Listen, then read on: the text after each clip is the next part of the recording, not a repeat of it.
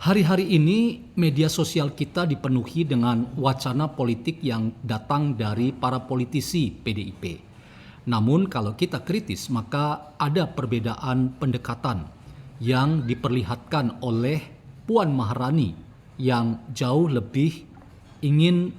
menampilkan politik dalam semangat yang mengintegrasi perbedaan politik yang ada dibandingkan kalau kita mencermati gaya berpolitik yang dikembangkan oleh politisi PDIP seperti Guntur Romli dan Deddy Sitorus yang ingin menampilkan gaya berpolitik yang lebih konfrontatif, menyerang realitas politik yang diarahkan baik pada Joko Widodo maupun kepada rezim pemerintahan Prabowo dan Gibran. Bagaimana kita membincang dua entitas politik dari keluarga besar PDIP, namun ternyata memiliki pola pendekatan berpolitik yang berbeda. Apakah kita masih bisa berharap bahwa ada pendekatan politik PDIP yang dapat mengintegrasikan diri PDIP sendiri dengan kekuatan dan kekuasaan politik yang sedang dijalankan oleh Presiden Prabowo bersama dengan Wakil Presiden Gibran Rakabuming Raka.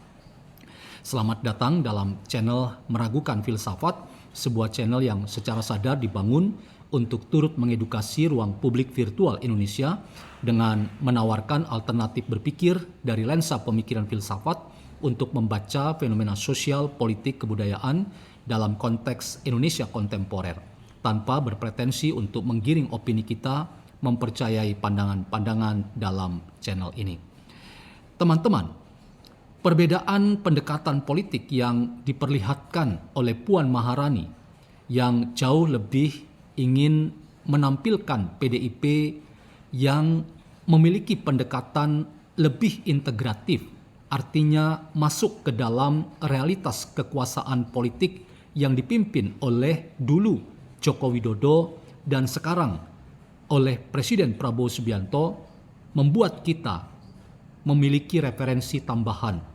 bahwa sosok politisi PDIP Puan Maharani berbeda dengan pendekatan yang dikembangkan oleh politisi PDIP yang lain seperti Guntur Romli dan Deddy Sitorus. Mengapa? Karena Guntur Romli dan Deddy Sitorus lebih mengedepankan pendekatan politik yang maunya konfrontatif, artinya menyerang terhadap siapa saja yang dianggap membahayakan PDIP dan dianggap membuat PDIP ada dalam situasi yang berbahaya. Karena itu, politik yang dikembangkan oleh orang-orang seperti Guntur Romli dan Deddy Sitorus itu jauh lebih tajam dalam menyatakan wacana berpolitik, dan tajamnya mereka mengembangkan wacana berpolitik itu antara lain disebabkan karena situasi yang dihadapi oleh PDIP hari ini menurut mereka itu adalah situasi yang serba darurat.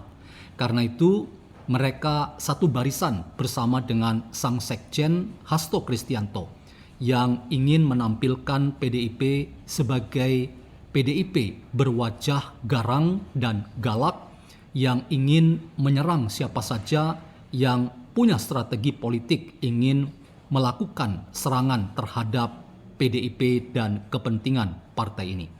Namun apa yang kita lihat pada sosok Puan Maharani, politisi PDIP yang lain, yang dulu pernah dekat dengan pemerintahan Presiden ke-7 Joko Widodo karena ia pernah masuk dalam kabinet Jokowi menjadi salah satu pembantu atau menteri di era Presiden Jokowi, dan sekarang Puan Maharani juga ingin menampilkan pendekatan politik yang menampilkan wajah PDIP yang jauh lebih integratif, artinya ingin menyatukan PDIP dengan realitas kekuasaan yang sedang dipimpin oleh Presiden Prabowo Subianto. Dua pendekatan ini, teman-teman, makin kelihatan hari ini ketika Puan Maharani memberi respon yang jauh lebih tenang dan tidak marah-marah dan penuh emosi ketika awak media bertanya tentang bagaimana pendapat Puan Maharani sebagai salah satu politisi PDIP ketika ada rumor yang berhembus bahwa Jokowi mengirim utusannya untuk datang ke PDIP dengan dua tujuan, yaitu meminta Hasto segera mengundurkan diri dari jabatannya sebagai Sekjen PDIP, dan yang kedua agar memulihkan keanggotaan Jokowi dalam tubuh Partai Demokrasi Indonesia Perjuangan. Apa yang direspon oleh Puan Maharani memperlihatkan tingkat penguasaan diri dan juga kedewasaan berpolitik yang itu saya katakan sebagai pendekatan politik yang lebih integratif, yang ingin memastikan bahwa PDIP tidak kehilangan kesempatan dalam kontestasi politik yang sedang berjalan hari ini. PDIP bagi seorang Puan adalah sebuah institusi politik yang telah memiliki sejarah panjang dalam turut mengawal perjalanan bangsa. Karena itu jangan sampai PDIP hanya menjadi penonton dari dinamika politik pembangunan di bidang ekonomi, sosial, kebudayaan, dan kehidupan demokrasi di tanah air kita. Karena itu apa yang ditampilkan oleh seorang Puan itu memberikan catatan yang berharga kepada kita. Bahwa jangan sampai memang publik luas, bahkan pemerintahan Prabowo itu menantikan kesempatan jika Puan Maharani pada waktunya akan memimpin partai ini untuk menampilkan sebuah gaya pendekatan politik yang jauh lebih santun dan ingin mengintegrasikan PDIP dengan realitas kekuasaan yang ada. Dalam konteks ini teman-teman, catatan saya bahwa kalau kita ingin membayangkan bahwa PDIP terus mengembangkan pendekatan seperti gaya yang dikedepankan oleh sang Sekjen Hasto Kristianto dan tampil hari ini pada apa yang dinyatakan dalam wacana politik seperti yang diutarakan oleh politisi PDIP Guntur Romli dan Deddy Sitorus, maka kita sulit membayangkan bahwa PDIP akan masuk dalam kancah politik yang sedang dimainkan oleh aktor politik hari ini, yaitu Presiden Prabowo Subianto. Kita akan sulit untuk membayangkan PDIP mampu mengintegrasikan dirinya dengan dinamika demokrasi di tanah air kita yang hari ini dimainkan oleh Presiden Prabowo Subianto. Apalagi terakhir misalnya ada instruksi dari Ketua Umum PDIP Megawati Soekarno Putri yang meminta seluruh kader PDIP di daerah mendukung Prabowo tetapi tidak mau menyebut nama Gibran Rakabuming Raka. Ini yang sudah kita lihat bersama bahwa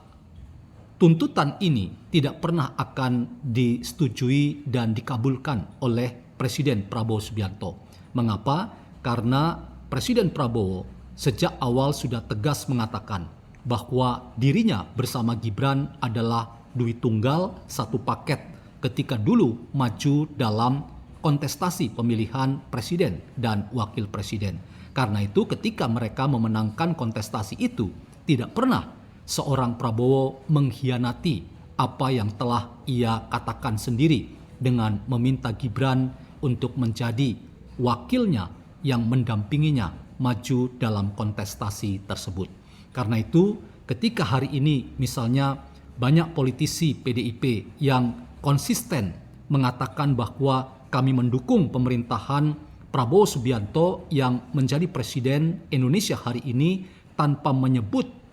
Gibran sebagai wakil presiden, maka saya ingin katakan itu adalah langkah yang salah dan keliru yang justru makin memperlebar jurang di antara PDIP dengan realitas kekuasaan yang sekarang ini dipimpin oleh Presiden Prabowo dan Wakil Presiden Gibran Rakabuming Raka. Karena itu teman-teman, kita akan tetap sulit membayangkan ada pendekatan yang jauh lebih integratif antara PDIP jika PDIP masih dipimpin oleh Sekjen Hasto Kristianto dan para politisi-politisi yang dekat dengan Hasto seperti Deddy Sitorus dan Guntur Romli yang masih akan kita lihat kekeh dengan sikap politik yang konfrontatif menyerang siapa saja yang dianggap memusuhi PDIP, termasuk mungkin itu datang dari rezim pemerintahan Prabowo Gibran. Ini tentu berbeda ketika politik PDIP berada di tangan Puan Maharani yang memilih sebuah spirit politik dan pendekatan politik yang saya katakan tadi, politik yang integratif, yang ingin menyatukan PDIP dengan realitas kekuasaan politik yang sedang dipimpin oleh Presiden Prabowo dan Wakil Presiden Gibran Rakabuming Raka.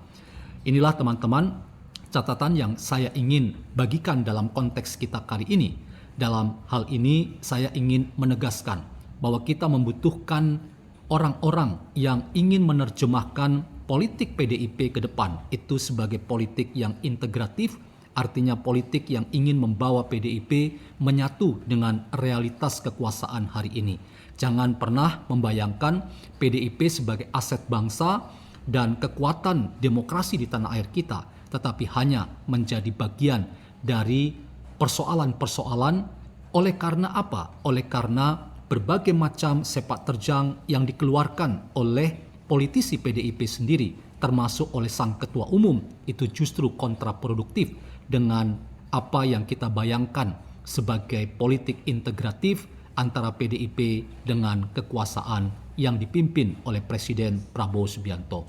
Kita membayangkan ke depan PDIP jika dipimpin oleh Puan Maharani, maka kita jauh lebih akan melihat